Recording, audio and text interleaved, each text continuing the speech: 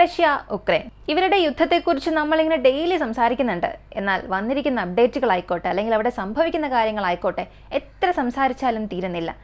പ്രശ്നങ്ങൾ വീണ്ടും കണ്ടിന്യൂ ആവുകയാണ്. ഇപ്പോൾ അടുത്തിടെ ഒരുപാട് അപ്ഡേറ്റ്സ് വന്നിട്ടുണ്ട്. സെലൻസ്കി ഇന്നലെ ഉക്രൈനുള്ളിൽ ഒരു സ്റ്റേറ്റ് ഓഫ് എമർജൻസി നൽകിയിട്ടുണ്ട്. ഇത് എന്ത് എമർജൻസിയാണ്? ഇതിനകം തന്നെ 2022 മാർഷ്യൽ ലോ കൊണ്ടുവന്നു റഷ്യ ഉക്രൈനിൽ യുദ്ധം ആരംഭിച്ചപ്പോൾ.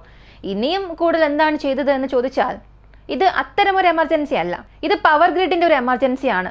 കഴിഞ്ഞ 3 ദിവസമായി റഷ്യ നടത്തിയ ആക്രമണത്തിൽ 80% എനർജി സപ്ലൈ, ഉക്രൈന്റെ പവർ ലൈൻസ് എല്ലാം കട്ടായിട്ടുണ്ട്. അതേ സമയത്ത് സാബ്രോസേഷ്യയിൽ ഒരു ടെമ്പററി സീസ് ഫയറും കൊണ്ടുവന്നിട്ടുണ്ട്. എന്തിനാണെന്ന് ചോദിച്ചാൽ സാബ്രോസേഷ്യ ന്യൂക്ലിയർ പവർ പ്ലാന്റിനുള്ള ഒരേയൊരു ക്രിട്ടിക്കൽ പവർ സപ്ലൈ ലൈൻ, അതായത് ആ ഒരു പവർ പ്ലാന്റിനെ ഓപ്പറേഷണലായി വെച്ചിരിക്കാനുള്ള ഒരേയൊരു ക്രിട്ടിക്കൽ പവർ സപ്ലൈ ലൈൻ ഇപ്പോൾ ശരിയാക്കേണ്ട ഒരു ആവശ്യകത വന്നിരിക്കുകയാണ്.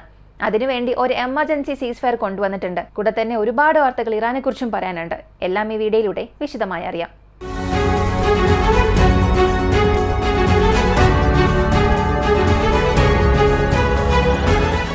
റഷ്യ ഉക്രൈൻ സംബന്ധിക്കുന്ന വാർത്തകളിൽ നിന്നും ഇത് തുടങ്ങുന്നതിന് മുൻപ് ഇറാനെ കുറിച്ചുള്ള പ്രധാനപ്പെട്ട അപ്ഡേറ്റ് അറിയാം. 2 career battle group, USS Abraham Lincoln and USS Bush, ഈ 2 കരിയർ സ്ട്രൈക്ക് ഗ്രൂപ്പും ഇപ്പോൾ മിഡിൽ ഈസ്റ്റിനെ നോക്കി വന്നു എന്ന വാർത്ത നമ്മൾ അറിഞ്ഞതാണ്. ഇതിനിടെ അമേരിക്കയുടെ മാധ്യമങ്ങളിൽ വന്ന പ്രധാനപ്പെട്ട ഒരു വാർത്ത എടുത്തു പറയേണ്ടത് വാഷിംഗ്ടൺ പോസ്റ്റ് പോലുള്ളവയിൽ വന്ന ഒരു വാർത്ത. US-ന്റെ വൈസ് പ്രസിഡന്റ് ഇറാനിൽ ആക്രമണം നടത്താനുള്ള ഒരു അപ്രൂവൽ ട്രംപിനോട് ചോദിച്ചിട്ടുണ്ട്. എങ്ങനെയെങ്കിലും ഇറാനെ നമ്മൾ ആക്രമിച്ചേ മതിയാവുകയുള്ളൂ. ഇറാനിൽ ഒരു സ്ട്രൈക്ക് നടത്തിയില്ലെങ്കിൽ അവിടെയുള്ള പ്രൊട്ടസ്റ്റ് നമ്മുടെ കൈവിട്ടു പോകും. കൂടാതെ ഇറാനിലെ ജനങ്ങൾ കൂടുതൽ കഷ്ടപ്പെടുന്നുണ്ട്. വാഷിംഗ്ടൺ പോസ്റ്റിൽ വന്നിട്ടുള്ള ഈ ഒരു ആർട്ടിക്കിൾ വ്യക്തമായ ഇവരുടെ പദ്ധതിയാണ് കാണിക്കുന്നത്. ഇറാനുള്ളിൽ പ്രശ്നമുണ്ട്, ഇല്ലെന്ന് പറയുന്നില്ല. അവിടെ ജനങ്ങൾ കൂടുതൽ കഷ്ടപ്പെടുകയാണ്. ഈ ഒരു പ്രക്ഷോഭങ്ങൾ ആരംഭിച്ചതിനു ശേഷം ഒരുപാട് പേർ ബുദ്ധിമുട്ടുന്നുണ്ട്, ശരിയാണ്. എന്നാൽ ഇറാൻ എന്നതിനപ്പുറം അമേരിക്കയുടെ സപ്പോർട്ടുള്ള രാജ്യങ്ങളിൽ വീണ്ടും ഇതിലും കൂടുതൽ പ്രശ്നം നടക്കുന്നുണ്ട്. എന്നാൽ ആ പ്രശ്നങ്ങൾക്കെതിരെ ഈ വൈസ് പ്രസിഡന്റ് ഇത്രയേറെ ശ്രമങ്ങൾ നടത്തിയതായൊന്നും കണ്ടിട്ടില്ല. ഇറാനെതിരെയുള്ള പൊളിറ്റിക്കൽ ഗെയിം അമേരിക്ക എത്രത്തോളം നന്നായി പ്ലേ ചെയ്യുന്നുണ്ടെന്നുള്ളത് ഈ ഒരു സ്റ്റേറ്റ്മെന്റിലൂടെ വ്യക്തമാകുന്നുണ്ട്. ഇസ്രായേലിനെ കുറിച്ച് കഴിഞ്ഞൊരു വീഡിയോ ഞാൻ പറഞ്ഞിരുന്നു. ഇസ്രായേൽ ഇറാനെതിരെയുള്ള സ്ട്രൈക്കിൽ ഒരല്പം പിന്നിലേക്ക് പോയിട്ടുണ്ട്. അവരിപ്പോഴും റെഡി ആയില്ല എന്ന്. അതിപ്പോൾ ഏകദേശം കൺഫേം ആയിട്ടുണ്ട്. കഴിഞ്ഞ 12 ദിവസത്തെ യുദ്ധം സംഭവിച്ചല്ലോ. 12 ദിവസം നടന്ന യുദ്ധത്തിന്റെ ഇമ്പാക്ട് ഇസ്രായേലിൽ നിന്നും പോയിട്ടില്ല. ഇസ്രായേലിലെ ജനങ്ങൾ ചിന്തിച്ചുകൊണ്ടിരുന്നത് എത്ര വലിയ മിസൈൽ അറ്റാക്ക് വന്നാലും നമ്മൾ ഇസ്രായേലിൽ സേഫ് ആയിരിക്കും, ഇസ്രായേലിന്റെ ഡിഫൻസ് ഷീൽഡ് ഒന്നും ആരെ കൊണ്ടും തകർക്കാൻ കഴിയില്ല എന്ന് ചിന്തിച്ചു.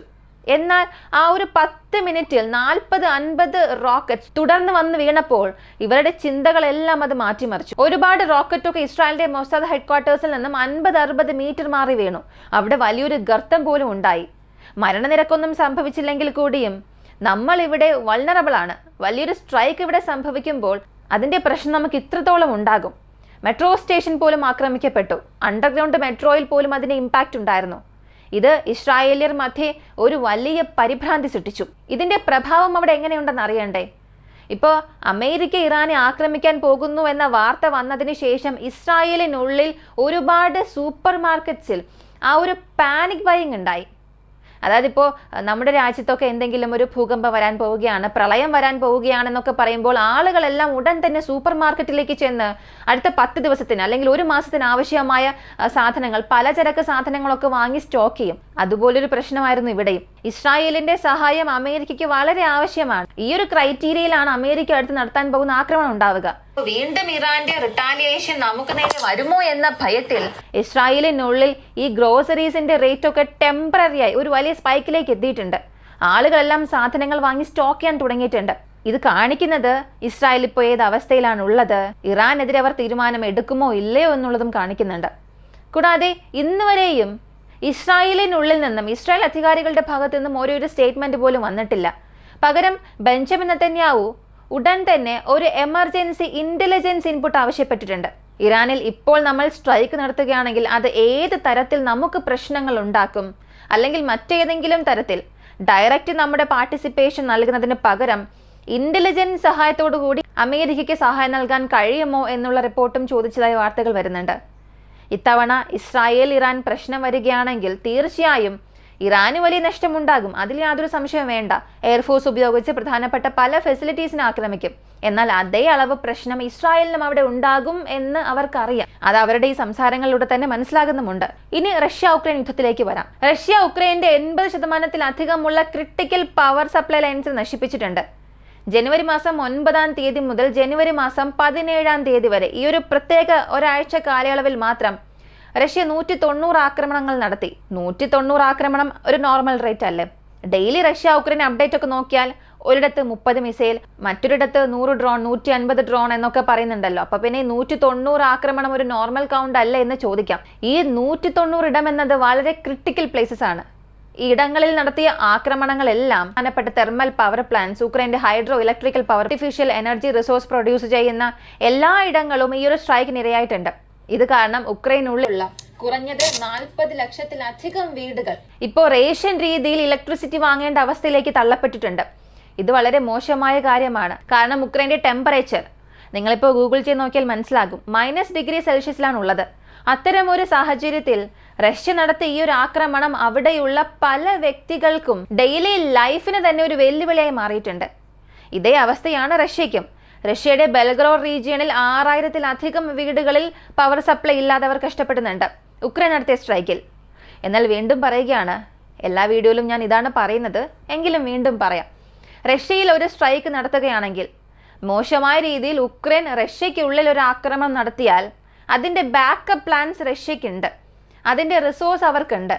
എന്നാൽ റഷ്യ ഉക്രൈനെ ഒരടി അടിച്ചാൽ ഉക്രൈന്റെ പക്കൽ ഇതൊന്നും ഇല്ലാത്തപ്പോൾ അവർ വളരെ സഫർ ആകുന്ന ഒരു അവസ്ഥയിലാണുള്ളത്. ഉക്രൈൻ ചിന്തിച്ചിരുന്നെങ്കിൽ ഈ സാബ്രോസീഷ്യയിൽ വന്ന ടെമ്പററി സീസ്ഫയർ അവർക്ക് അവോയ്ഡ് ചെയ്യാമായിരുന്നു. അല്ലെങ്കിൽ നിങ്ങളെന്നെ ഇത്രത്തോളം ആക്രമിച്ചിട്ട് നീ പറയുന്നത് ഞാൻ കേൾക്കണോ എന്നൊക്കെ അവർക്ക് ചോദിക്കാമായിരുന്നു. പക്ഷേ ഒരു ബാർഗെയിനിങ് ചെയ്യുന്ന അവസ്ഥയിലല്ല ഉക്രൈൻ ഉള്ളത്. നിങ്ങളുടെ പക്കൽ എന്തെങ്കിലുമൊക്കെ ഉണ്ടെങ്കിൽ മാത്രമേ അവിടെ നമുക്ക് ബാർഗെയിനിങ് ചെയ്യാൻ കഴിയുകയുള്ളൂ. പക്ഷേ ഒന്നുമില്ലാത്തൊരു സാഹചര്യം, വെറും വായ മാത്രം വെച്ചുകൊണ്ട് നമുക്ക് ഏറെ ദിവസം തള്ളി നീക്കാൻ കഴിയില്ല. നീ ഇത് ചെയ്താൽ മാത്രമേ ഞാനിത് ചെയ്യുകയുള്ളൂ എന്ന് പറയുന്ന ഒരു അവസ്ഥയിലല്ല ഉക്രൈൻ ഉള്ളത്. അതിന്റെ ഫലം എന്തെന്നറിയണ്ടേ? റഷ്യ സാബ്രോസീഷ്യ ന്യൂക്ലിയർ പവർ പ്ലാന്റിനെ പൂർണ്ണമായും കൈയടക്കാനുള്ള ഒരു വഴി ഇപ്പോൾ ഉക്രൈൻ തന്നെ നൽകാൻ പോവുകയാണ്. ഇതിന്റെ ക്രിട്ടിക്കൽ പവർ സപ്ലൈ ലൈൻസ് ഉണ്ടല്ലോ, ഒന്ന് കേഴ്സണിൽ നിന്ന് വരുന്നത്, അതാണ് ഇപ്പോഴത്തേക്കുള്ള വളരെ ദൂരത്തിൽ നിന്ന് വരുന്ന പവർ സപ്ലൈ നെറ്റ്വർക്ക്. ഇത് വളരെ പ്രധാനപ്പെട്ടതാണ്. ഇത് പവർ ട്രാൻസ്മിറ്റ് ചെയ്യുന്നത് മാത്രമല്ല, ആ റിയാക്ടേഴ്സിന്റെ മെയിൻ്റനൻസിനും പ്രധാനപ്പെട്ടതാണ്. കാരണം റഷ്യ ഇപ്പോൾ ബാറ്ററി സപ്ലൈ വെച്ചാണ് മുന്നോട്ട് പോകുന്നത്. ഇത് വെച്ച് ഏറെ ദിവസം പോകാൻ കഴിയില്ല. കൂടാതെ പവർ വേരിയേഷനും ഇടയ്ക്കിടെ വരുന്നുണ്ട്. അങ്ങനെയുള്ളപ്പോൾ ഈ പവർ ലൈനിലുണ്ടായ ഡാമേജ് അത് ശരിയാക്കിയാൽ മാത്രമേ ഈ പവർ പ്ലാന്റ് റഷ്യയെ കൊണ്ട് പ്രോപ്പറായി ഓപ്പറേറ്റ് ചെയ്യാൻ കഴിയുകയുള്ളൂ. അപ്പോൾ പിന്നെ ഇത് ഉക്രൈൻ ചിന്തിച്ചിരുന്നെങ്കിൽ ഒഴിവാക്കാൻ കഴിയുമായിരുന്നു. ആ ഡ്രോൺ അറ്റാക്കിലൂടെ ഒഴിവാക്കാൻ കഴിയുമായിരുന്നു. ഇതിനകം അങ്ങനെയാണ് ചെയ്തത്. റഷ്യയുടെ സൈഡിൽ നിന്ന് വന്ന ക്രിട്ടിക്കൽ പവർ സപ്ലൈ ലൈൻസിനെ നശിപ്പിച്ചു. 14 കിലോമീറ്ററിൽ നിന്ന് വരുന്ന ലൈനിനെ 2 ഇടങ്ങളിൽ ഡാമേജ് ചെയ്തു. റഷ്യയ്ക്ക് അത് വലിയ നഷ്ടം തന്നെയായിരുന്നു. അന്നവർക്ക് ഈ സാബ്രോസീഷ്യ പവർ പ്ലാന്റിനെ മാനേജ് ചെയ്യാൻ പോലും കഴിഞ്ഞില്ല. അപ്പോൾ ഈ പവർ പ്ലാന്റിനെ ശരിയാക്കണം എന്ന ഒറ്റ ആവശ്യത്തിന് വേണ്ടി ഒരു ടെമ്പററി സീസ്ഫയർ സാബ്രോസീഷ്യ പ്രദേശത്ത് കൊണ്ടുവന്നിട്ടുണ്ട്. ഇത് ഉക്രൈൻ ചിന്തിച്ച് അവോയ്ഡ് ചെയ്യാൻ കഴിയും. പക്ഷേ അതിനവർ പറഞ്ഞിട്ടുള്ള റീസൺ, ഈ പ്ലാന്റിന്റെ സേഫ്റ്റി ഞങ്ങൾക്ക് പ്രധാനപ്പെട്ടതാണ്. അവിടെ റേഡിയേഷൻ ലീക്ക് വരികയാണെങ്കിൽ അത് ഞങ്ങളെ മാത്രം അല്ല, യൂറോപ്പിനെയും ബാധിക്കുമെന്നാണ് പറഞ്ഞത്. എന്തിന്? ഇതേ ഉക്രൈൻ ഡ്രോണുകൾ ഉപയോഗിച്ച് സാബ്രോസീഷ്യ ന്യൂക്ലിയർ പവർ പ്ലാന്റിനെതിരെ ഒരുപാട് അറ്റാക്ക് ഇതിന് മുൻപ് ചെയ്തിട്ടുണ്ട്.